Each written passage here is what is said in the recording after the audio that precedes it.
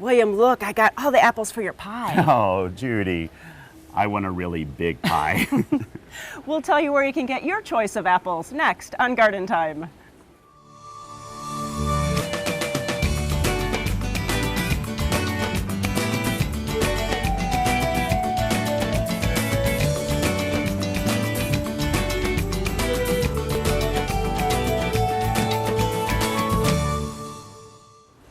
Welcome to Garden Time. And speaking of huge apples, there is a big event happening at Portland Nursery. It is their 30th annual apple tasting. And later in the show, we'll be talking with Sarah about all the festivities going on at the Stark Street Portland Nursery for the next 2 weekends. Also coming up on the show today, we are going to take you to the Cranberry Festival. But first, we'll show you some fall and winter interest plants.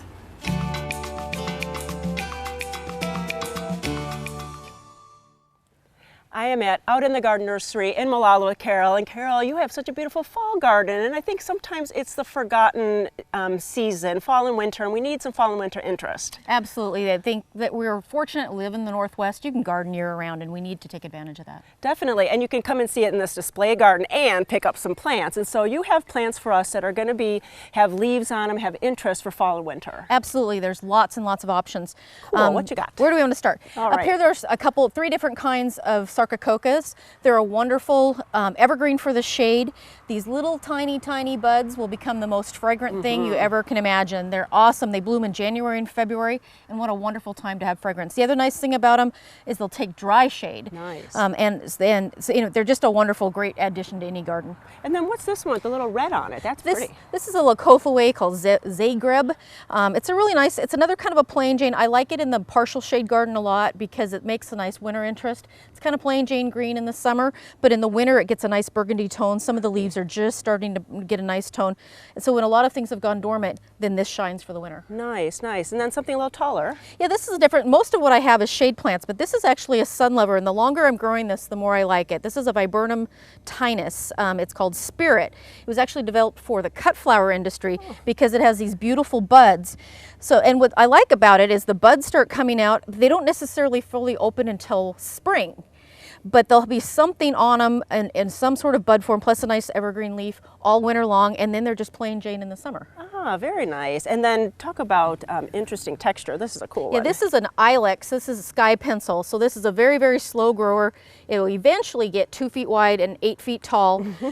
It's great for containers. It'll take sun or shade, so it's very versatile. And again, it's just a really nice focal point. Nice, nice. And then we're back to color again. Yes, foliage. this is an osmanthus, and this is just one. This is Goshiki, which is one of the nicest ones because it has all these different colors. It's a nice evergreen, again, sun or shade. It's slow growing. Once it's well established, it's actually a fragrant fall bloomer. Oh, wow, I didn't know that. And here, this looks like a little dwarf. Yeah, it's a dwarf pieris. That's little heath. What I like about them is they're kind of irregular. They don't grow in nice little tight balls. They're just kind of who they are. They'll get a beautiful pinky burgundy tone in the winter. They're awesome container plants, and I've had a lot of people use them as bonsai specimens. Oh, that would be a great idea. And then this large plant that I keep on moving, what's this one? This is an Edgeworthia. This is one that people see at the February shows because it's in bloom in February. It's fragrant, it's lovely, but a lot of people overlook it's got beautiful leaves. It's going to lose its leaves pretty soon, but it gets really beautiful bark and stem textures as well. So it has a lot of winter interest as well as the winter flowers. Ah, very nice. And they're yellow. This one is a yellow. They one, come in other pretty. colors too, but this is a yellow, yes. And then the little cyclamens, how pretty. Cyclamens are one of my absolute favorites for a winter shade garden because the heterophyllums are blooming now and then they go into foliage. The combs, the foliage comes up now and then they bloom in January through April. And so they'll give just spots of color, whether it's the leaf colors or the flower colors all winter long. Oh, very nice. And then what a collection of ferns. You really have a fern for everyone, I think. Yeah, ferns are awesome. These are all evergreen varieties, so a nice addition to any deciduous things. One of my very, very favorites, very popular, is this little maidenhair. It's a ground cover. It's evergreen, except in maybe the coldest of cold winters, but it pops right out of it. It's only a few inches tall and it'll spread to be 2 or 3 feet wide. Wow. It's really, really lovely. These here, it's a couple different types of heart's tongues ferns. These are still in their young stage. They go through a juvenile stage and then an adult stage, and they can be quite, which is fun because for the first couple of years they'll look like one thing, later on they'll look like something else, but they're a lovely evergreen and smaller. This one's only maybe 8 to 10 inches, and this one's up in the 15-inch range. Perfect. Really, I think ferns are sometimes forgotten, so it's nice that you have a great collection here. Well, you know, this is the place to come for fall. Come to see this display garden, get some lot of ideas, and then get plants to put in your garden. Thanks for all this collection. It's wonderful. You're welcome. Thanks for coming, Judy.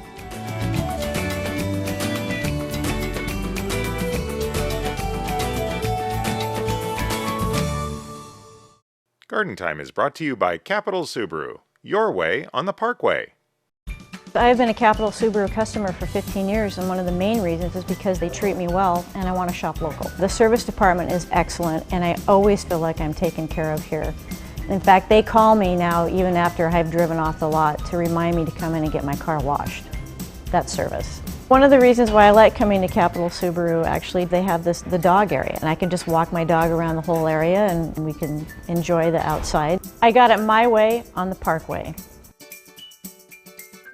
Locally grown, fresh from the farm, stylish and sustainable, your dream yard starts at Al's Garden and Home. Our biggest sale of the year is on now. You'll find huge discounts throughout the store. Save big on perennials, trees and shrubs, houseplants, and more, including patio furniture and pottery. Don't miss it. Our biggest sale of the year is on now. Al's Garden and Home in Woodburn, Sherwood, Gresham, and Wilsonville. Every year, trees fall or break, causing property damage, power outages, and injury. Now is the time for Bartlett Tree Experts and Collier Arbor Care to get your trees ready for the extreme conditions ahead. Our free consultation will help to spot the signs of potentially hazardous trees. We can help address problems before they occur. Whether it's trees or shrubs, we can help you get a healthy and beautiful garden. Collier Arbor Care and Bartlett Tree Experts, providing environmentally safe tree care since 1907.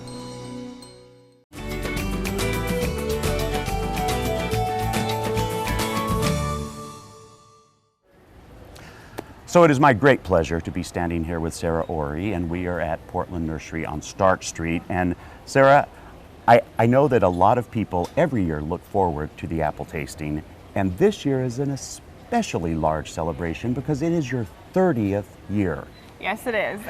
And no one is more shocked than we are at how huge this event has grown into. We couldn't be happier. It's something that we really get pumped up about with the staff to just kind of have our last hurrah for the year before we kind of hibernate for the winter a little bit. We don't close, but you know. But you mentally hibernate for a bit. And you know, it's just such a great time of year to be outside and with family, like little kids, and Harvest Fest. Just energy is it's off the charts. Yeah. It really is, and it's a lot of people, and it is crowded. But to me, that's what always made it so much fun. Is you could just feel the energy of excitement, and really, it's the excitement about tasting apples.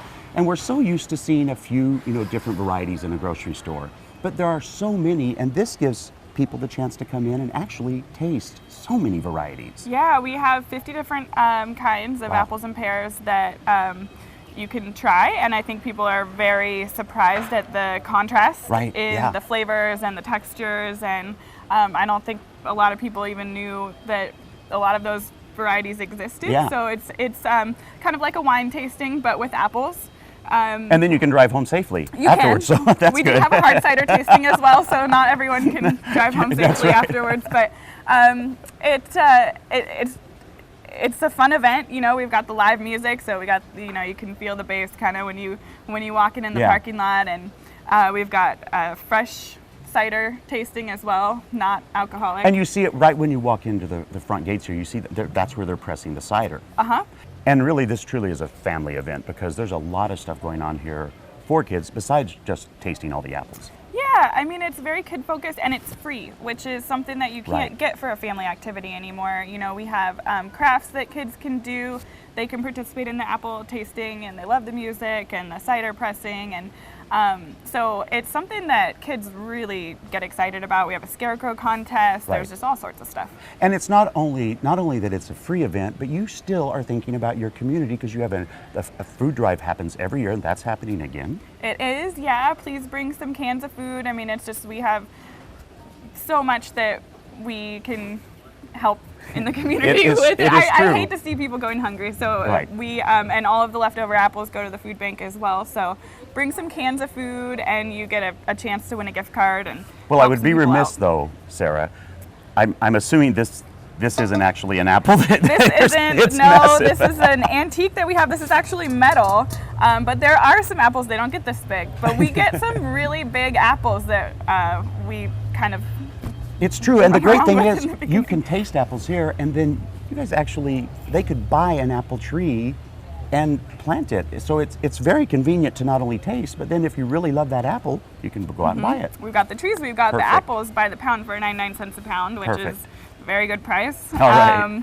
And you really want people to come on the weekends and come early. Yes. So Saturday and Sunday is when we have most of the events going on. So people have been some kind of disappointed when they come on a Friday. We don't have the vendors or the music as much. Right. So come on Saturday, Sunday, come early. You know, the lines are shorter then, and have fun. Yeah, and indeed you will. So for more information on this amazing event celebrating its 30th year, go to gardentime.tv. We're going to click you over to their website, which is a great website, gather all that information and make a plan. Thank you so much, Sarah.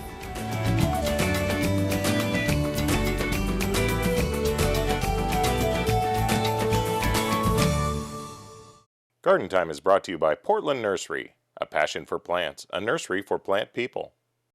Hi, I'm Sarah from Portland Nursery, and I'd like to invite you to our annual apple tasting. No one does apples like Portland Nursery, so come join us, always the second and third weekends of October. Sample a variety of apples from sweet to tart. Enjoy fresh pressed apple cider, piping hot apple strudel, and bins of freshly picked apples and pears. We'll have live entertainment, crafts for the kids, and cooking demonstrations. Don't miss our annual apple tasting at our 50th and Stark location. Portland Nursery, a passion for plants, a nursery for plant people.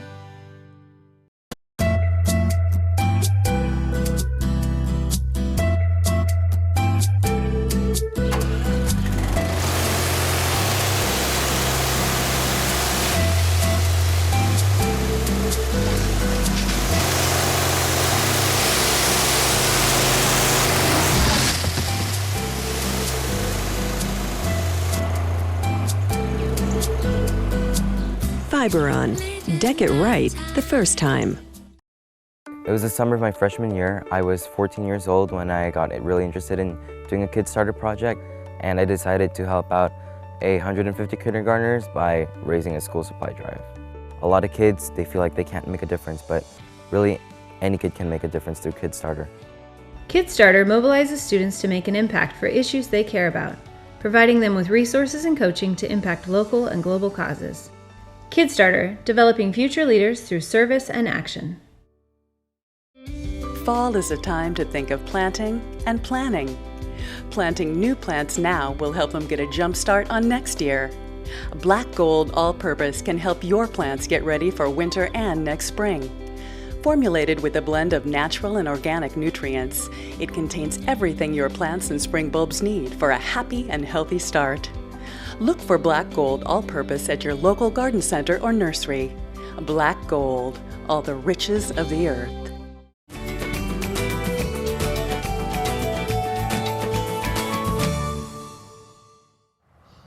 Have you ever wanted to see a cranberry bog? I am actually at Long Beach with Kim Patton. And Kim, we are actually at a research center, aren't we? This is the WSU Research Station, and yes, it's a research farm. It's about 10 acres of cranberries that we grow for research and commercial production. And you're in charge here, and you are doing a lot of research on what? I see plants here, so you're looking for different kind of attributes for these plants? We do a lot of variety testing, and we look at production, disease resistance, fruit rot resistance, fruit quality, as well as we also do a lot of pest management work on. We have a lot of plots out there that look at weed control, disease, and insect control. And they're really pretty plants, and so they look like little kind of a shrub. What kind of a plant are they? They're a low-growing vine, and they look just like this, whether they're 100 years old or whether they're just 3 or 4 years old. And so they really just a low profile, like a ground cover. Oh, it is nice. And so here we are in October, so we're getting close to harvest? We are right on harvest. It usually starts mid-September and goes until mid-November. So Kim, I'm seeing that there's different kind of berries, they're different colors. When I go to the grocery store, they're mostly red. So what's that difference? Well, there are a lot of varieties. Cranberries were selected in the wild, and so a lot of the varieties we're growing are actually just wild selections from the East Coast. But within the last 20 years, there's been a lot of new releases, and they're much darker in color, are richer, higher anthocyanins. So what we're seeing here is a much darker variety and higher pigment than the traditional varieties that you're seeing out there. Generally, though, you get the stuff underneath the canopy, it's a little bit lighter. The stuff up on the top is a little bit darker. And the anthocyanins are actually more healthy for us. There's a lot better kind of vitamins for us. That's correct. So a lot of the pigments that are associated with cranberries that have all the nutraceutical value are associated with that red color. And so we are going to go see a harvest, so let's go over there. Super. Great. So we've learned about the cranberry plants from Extension, but now we're actually talking to Ardell, who's a farmer, and this is one of your bogs. Right. And so this is, what kind of harvest is this called? This is water harvest or wet harvest, where we put water on the bog, beat the berries off, and then surround them and drag them to a corner, and then elevate them off into the trucks. So you're going to be flooding, so how long does that take? This is a big piece of land. How long does it take to flood it? This is about a little bit over an acre, and it's about two days ahead that we'll start flooding. And then if it's not quite up, it depends on how dry it is, whether it soaks in or not. And then we'll top it off before the crew comes in. And so these guys are really using muscle, labor. Today, yes, the water didn't get very high when they needed to start. So they're having to drag through the vines, which is not ideal, but generally the water is floating, the berries are floating, and it's a little simpler. Yeah, and so they're dragging it to like a central location right here on the shore, and then what happens? Then we'll set up an elevator. It's like a little escalator, and it elevates them into the trucks, into a 6-tote truck. And each tote has about 1,000 pounds in it. Wow. So when we're taking a truckload, it's about 3 tons. Oh my gosh. And then where does it go from there? It just goes north about 2 miles for us here to the Ocean Spray receiving plant. And then they'll clean them and get them ready to either process or put to the freezers. And then we go to the store and get them. That's right, yeah. Now, but the ones you get at the store are the fresh pick. Do you have just one variety of cranberries that you grow, or many? No, we have several, and we've been changing to new varieties. The reason we change is to get some that have higher yields, or they produce earlier and darker color and more disease resistance. Oh, that's really important, definitely. Yes, yeah. Well, right now we're going to go to another place and talk about a special event, so let's go. Okay. Well, it is a special event happening today, and I'm with Betsy. And Betsy, where are we? We're at the Columbia Pacific Heritage Museum in Ilwaco, Washington. And so what is the name of the festival? It is the Cranberry Fair and Harvest Festival. And so, or it could be the other way around, but it is. We call it the Cranberry. Yeah, and for short. Yes. And so what will be happening when we come and visit?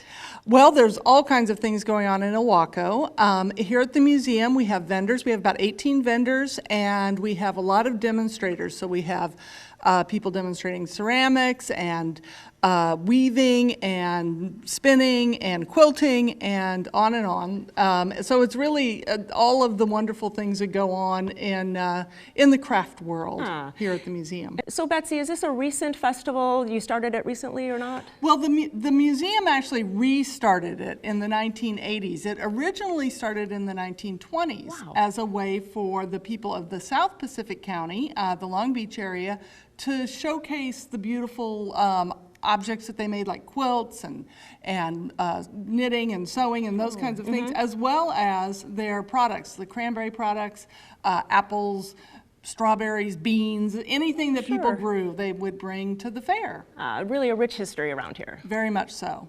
Well, that sounds like a lot of fun, but there's also another museum, and I'm with Melinda. And Melinda, what's the name of the museum that you work at? It's the Cranberry Museum, and it's in Long Beach on Pioneer Road. And so what's going on there during the festival? We're going to be harvesting our cranberries so that the visitors can come and see actually how cranberries are harvested. Oh, that's going to be so much fun. We really had fun watching that. Melinda, when people come over to the Cranberry Museum, what will they see? Well, it's a nice unique little museum. We have historical equipment that was used in the harvest in early days. Lots of historical pictures. And I love the store, and you have cranberry ice cream, which was a really treat. Right, and of course, most of the things in the store are all cranberry. We have to promote our industry, so it's cranberry. Of course, of course. Really, there's such a lovely festival up here. You have to come for the weekend, come up on Saturday or Sunday, come to both museums, and then you'll be able to see the harvest. For any other information, please go to gardentime.tv. We'll click you over to their websites and you get all the information. Ladies, thanks so much and have a great festival. Thank you very much.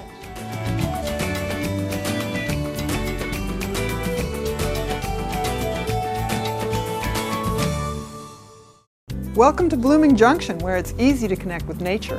At Blooming Junction, you'll find beautiful, healthy plants, good, fresh food, and a place to regain peace and calm in your life. We have an unsurpassed collection of unique and distinctive plants and the expertise to help any gardener be successful. And we feature Blooming Advantage plants. Come check out Blooming Junction for an inspiring experience in the garden or in the kitchen. Blooming Junction, offering quality plants for beautiful gardens. Good service to me is providing what you say you're going to do when you're going to do it. It's knowing that we have somebody we can count on. That's what we strive for with our customers. And I think Standard follows those lines also. Anytime we're sending clients outside of our offices, the people that we're sending them to reflect directly upon us. I don't ever have to worry that they're not going to get the same kind of service that we want to represent to our clients. Since 1947, we set the standard. Standard TV and appliance. A destination farm and garden market featuring the very best each season has to offer. Smith Berry Barn offers seasonal farm fresh fruits and vegetables and specialty herbs and perennials. Visit the historic barn for distinctive gifts, gourmet foods, and homemade milkshakes. Come join us for our annual Heirloom Apple Festival. Sample apples on a day filled with tons of fun activities for the whole family. Centrally located off of Shoals Ferry Road between Sherwood and Hillsborough. Smith Berry Barn, growing good taste from the ground up.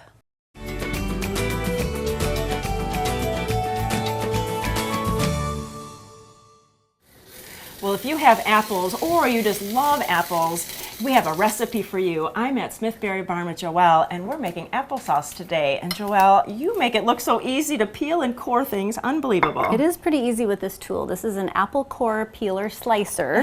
It's an all-in-one tool that we use for making things like pie and applesauce very easy. Today we're doing Liberty apples, which are very crisp, and they work really well in this contraption, so to speak. So we're taking the bottom end of it, fitting it on, plugging it into the piercing there, and then we just... But I noticed we're not peeling, so why aren't we peeling? Exactly. So today, because we're using the Liberty, and I wanted to see if we can get some nice pink applesauce from that nice red skin that they have, we decided to pull off the peeler part of it, which is this part right here. And so we're actually leaving the skins on, and at the end of our cooking, we're going to then use our food mill and take out the skins, and then we'll have our nice applesauce with hopefully a little bit of pink. Well, very clever. So how many apples do we have in here? So we have about 16 apples for this recipe. We're going to be adding some other ingredients to that as well. I think we have about 16. We were working beforehand here. Right. But we have another variety in here too, so we're kind of cheating. It's not just Liberty. It's not just Liberty. We added a little bit of Jonagold, so about 4 Jonagold to I think 12 Liberty apples is what we chose today. And you can do a combination of any apples. Some sauce up a little bit better. We like to think about you know, different flavor profiles, how juicy one is compared to another. In this case, both are really juicy, and we just really liked the red skin on the Liberty. Well, neat. And then we have some other ingredients here. So what's this? So we're adding a little bit of brown sugar and white sugar, a combination of the two. I like that. And then also we have some lemon juice. We're doing lemon juice to keep the flavor fresh and to keep them from turning brown. All right. Okay, and then you got some zest there? I'm going to do some lemon zest just for a little extra zing. That always gives a nice You flavor can do to as it. much as you like here too. I'm going to do, oops, well, that's There you what go. I'm going to do. And then we have some water. And about a cup of water. And can we add cinnamon? I love cinnamon in my applesauce. You certainly can. I decided not to today, but we do have the Saigon cinnamon here in our store, and it's really, really good cinnamon. All right, and so it's ready to go on the stove. How long do we cook it? About 20 minutes. You're going to cook it until it's softened completely. So depending on the kind of apple and how firm they are, you may, need a little bit more, a little bit less time, but about 20 minutes. All right, well, let's get this cooking. All right. So Joelle, it's all cooked down now, and it took a little bit longer than we expected? It did. I think because we left the skins on, I decided, okay. yeah. So we ended up cooking it for about 40 minutes. All right. And it's going to vary depending on what kinds of apples and then whether you leave the skins on, clearly. All right. So what we're doing now is we're going to transfer that. It's basically cooked pretty much down, a little bit chunky. You can see those skins in there. It's turned a little nice it's a pretty bit color. of pink. And we're putting it into our food mill, which you would not have to do if you liked a chunkier applesauce and you had bothered to take the skins off before cooking. But because we left the skins on, we want to run it through the food mill, which is going to remove the skins, and then it's also going to make it a little bit finer, a little bit more like baby food. We carry these in our store. They do have a couple of different sizes of I don't know what it's called, discs, Okay. yeah, exactly. And so you can get very fine or you can get a little bit less fine sauce. So once we've run it through there, All right. we end up with a really nice, That's very nice. steel my Okay, spoon. sure. Oh, pretty texture. And then I'm going to be freezing, Okay. not canning, but I am using canning jars. So I have my canning jar set up with my funnel. Nice. And we're basically just going to fill that jar. And this is just a regular canning jar? Just a regular Same canning thing? jar. I stick them in the freezer. We'll go ahead and fill it up, seal it, let it cool a little bit, and then we can put it into the freezer. It lasts about 6 months in the freezer. Wonderful. And just tighten it down, kind of clean it up so there's not any kind of debris on the outside and put it in the freezer. Yes, and so basically we grow about 20 different kinds of apples See here. that. Look at that. And you may choose, depending on the time of year, we do grow Gravenstein, Akani, some really nice saucing apples, which would be great for sauce. A little bit later in the season, we've run out of and sold out of those. And so we offer different kinds for different uses. And then that's where we end up having you come in and sample the different varieties that we have, talk to us about what we recommend the different varieties for, and then we have these handouts which help you also make your own decisions. It's really helpful. And then these are on the website too. Exactly. You can go to smithberrybarn.com and we have a list of all of our apples and pears that we grow and information about how to use them and when they're ripe so that you can tell, when to come out for which kind of apple that you're looking for. And that's so helpful. It's worth a visit out here. Bring the family and bring all of your appetite to come out and pick out apples and make some of these recipes. Well, thank you so much. Thank you.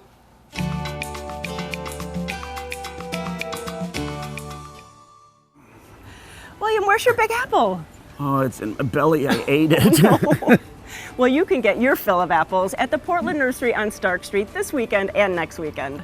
And for more information on this event and other wonderful events, you can always go to gardentime.tv. We thank you for watching, and we'll see you next week here on Garden Time.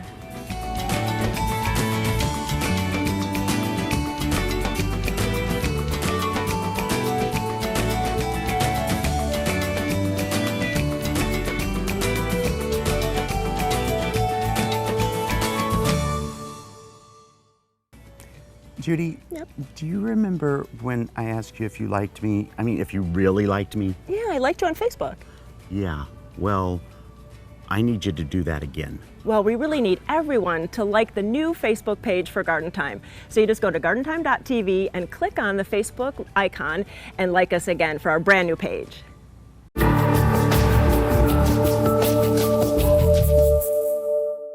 The proceeding was a paid program of the Guston Creative Group and its sponsors.